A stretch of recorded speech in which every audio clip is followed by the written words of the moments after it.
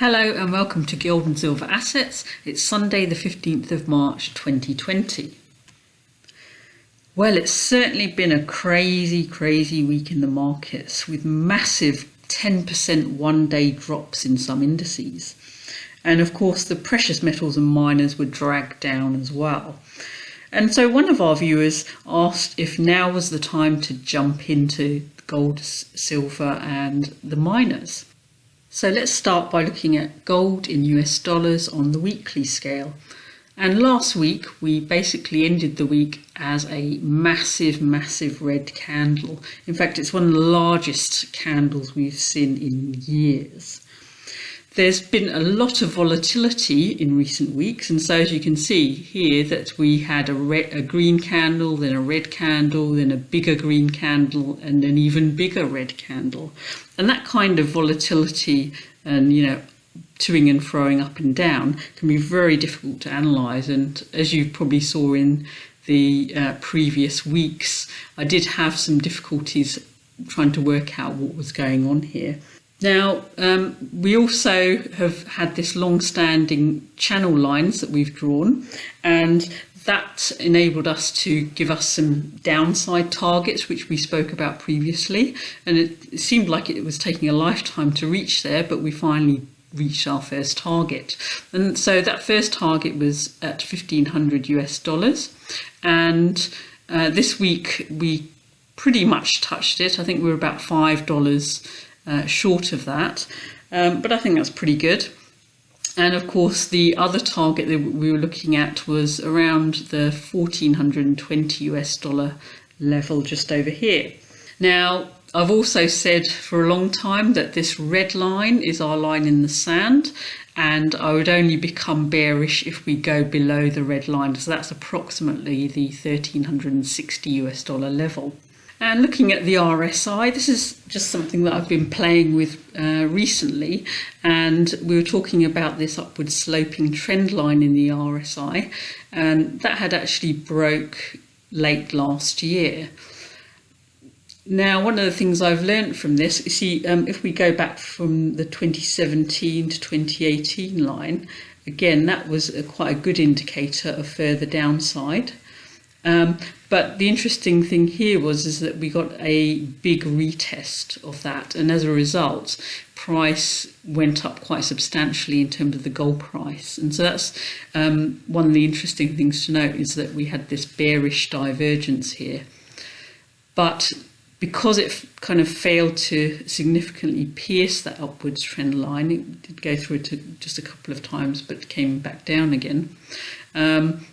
We've now got further downwards movements here. The question is, are we going to go down to our next lower target?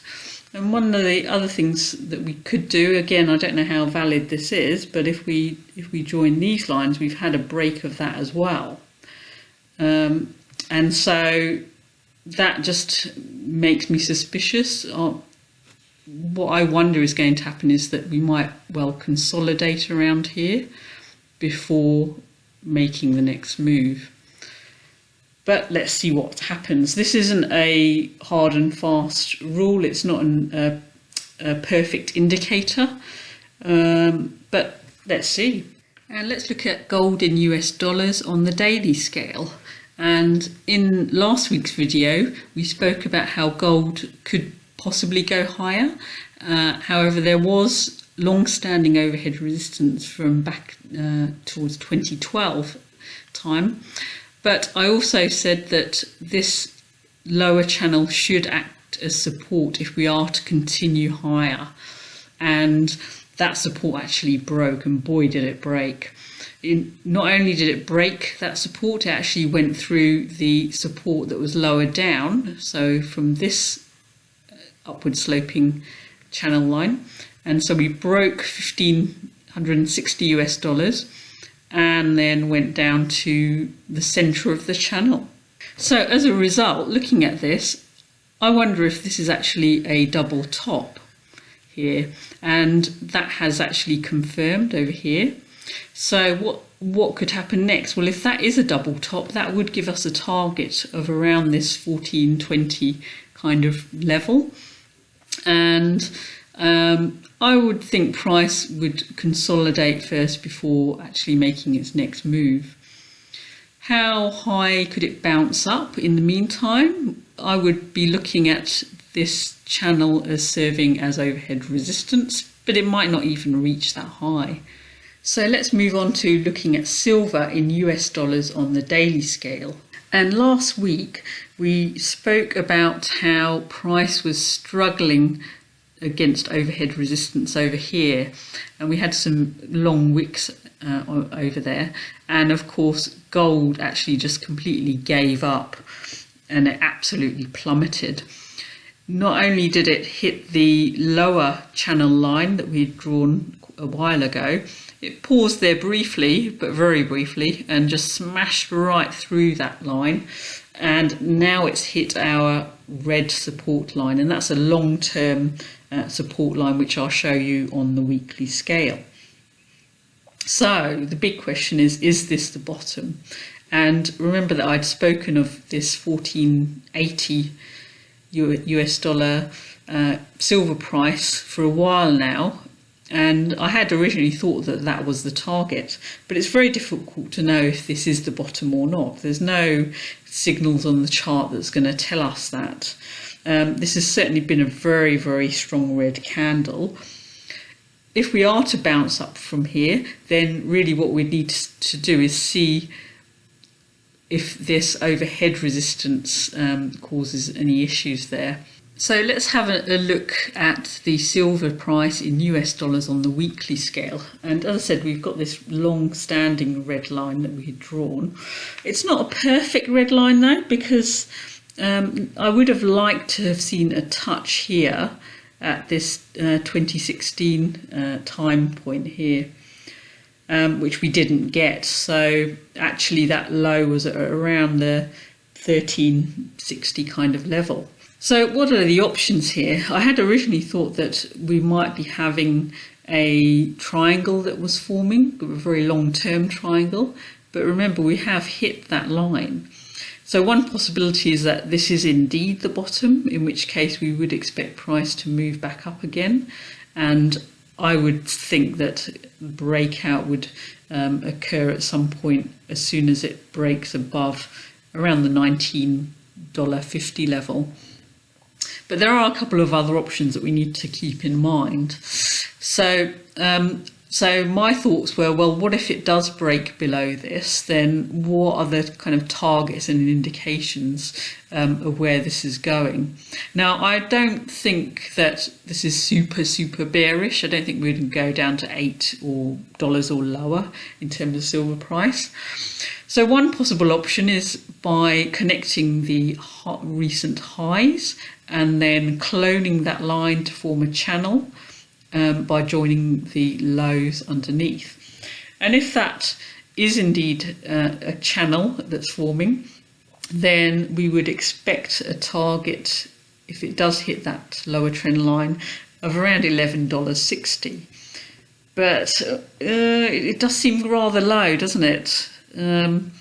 Difficult to know whether that's going to happen. So then I was trying to think of what else could be going on. So another possibility is that we get a horizontal support line from the 2016 low, in which case we would be looking at a target of around $13.60. And that would actually make sense, because if we look over here, we seem to have a double top. And again, the target would fit with around the $13.50-60 level. So those are the three options that we've got here, but I think they're all equally possible. It's very difficult to know where silver's going from here. I think at the end of the day, if you're looking at buying physical silver, in 3 years' time, I don't think you're going to care whether you bought at $14 or $13 or even $12. So moving on to the gold and silver ratio, we actually had drawn this very long-term channel, which price seemed to be respecting for a long time. And last week I mentioned that we seem to be forming a flagpole. This is more apparent on the daily scale or even the 4-hourly scale. And then we had seen a flag, and so I had expected further up moves in this ratio, and I was expecting that the ratio to reach around a 100 level and possibly poke up above the channel, which I mentioned last week.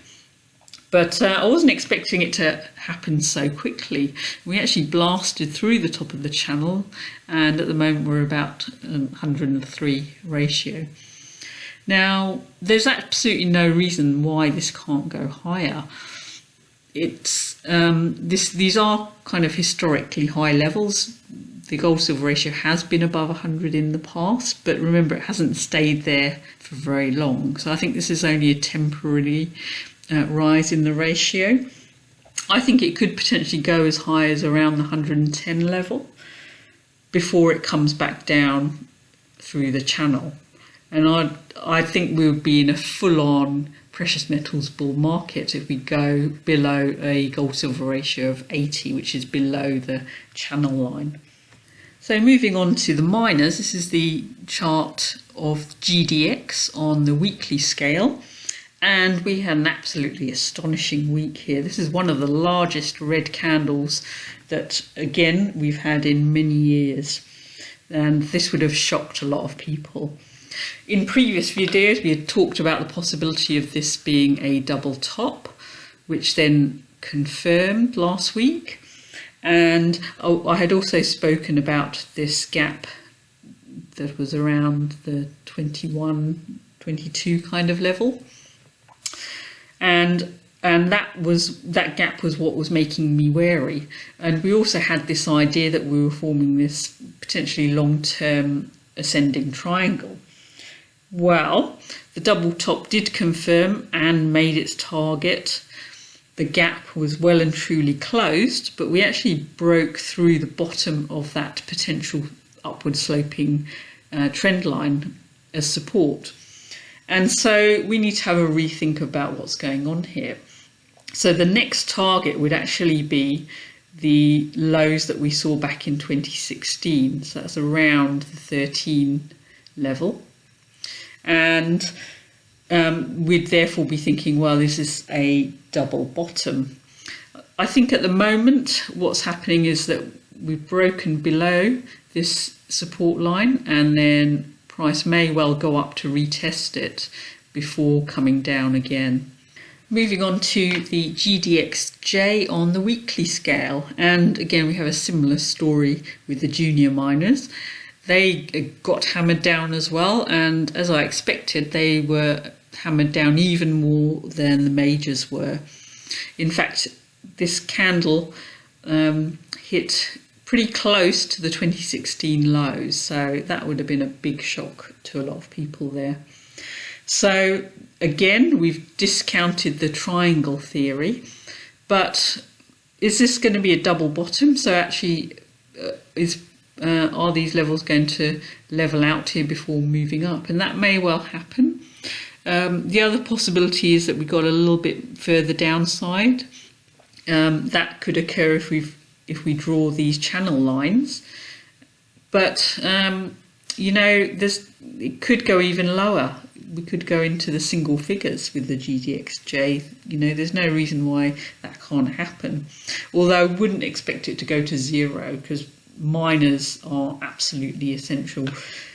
And again, this was another example where we were watching this RSI, and I had mentioned in previous videos to watch for a break in that level, which we got, and that was an early warning sign.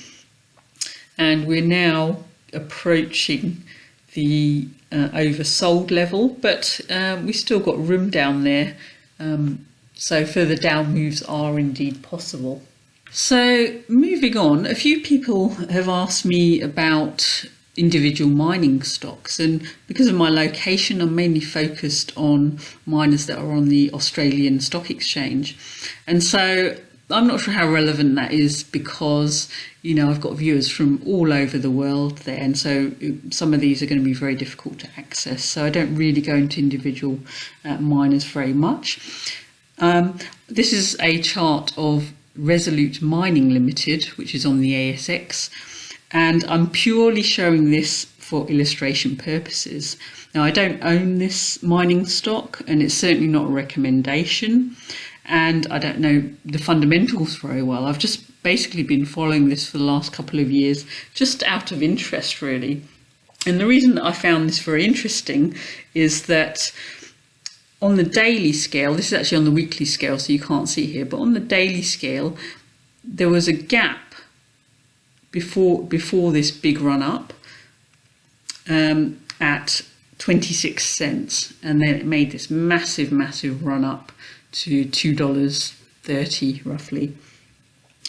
But that gap always kind of bothered me. I kind of started looking at this around kind of late 2017, early 2018, and it was that gap that always made me a little bit hesitant about it. And so I never really looked into it other than just looking at the charts. And we can see other gaps here that had formed. So we've got a couple of runaway gaps there. But of course, those got filled on the way down. And gaps can also get filled on the way up as well. And so I've just kind of been watching this and umming and ahhing about it. And I don't like to do short-term trades. And I had seen this descending triangle forming. Now, descending triangles, although they can break out upwards, if they break out downwards, they can be very bearish. And some have to be very careful about those. And it did actually break out upwards. And I thought, oh, am I wrong? Is that gap just not going to fill? And but I just still watched it, and it came crashing down again. And again, I thought, oh, should I be buying here at the bottom here? Is it just going to bounce up again? But that gap below always bothered me, had it at the back of my mind. And interestingly, we've broken down below that long-term support level here. And it's kind of in the middle of nowhere at the moment. And so again, that would fit with all the stuff I've been talking about in the rest of this video about possibly more downside. And I wonder if that gap is actually going to be filled. So I'm just going to watch this one and see. Gaps are very interesting because they can fill at all different kind of time scales, and so some can fill very quickly and some can take years. So if this does fill, we're looking at a kind of 4-year time scale to fill it. And certainly in the GDX, there's a gap that's waiting above that hasn't filled for 8 years. And so that's one of the reasons why I'm actually quite optimistic about upside in the miners in the longer term. But anyway, yeah, so that was just an interesting observation. So that's all for this week. It's been a very crazy week. I hope all my viewers are doing well and wish you all the best. If you like this video and found it useful, please like and subscribe, and we'll see you next week. Bye.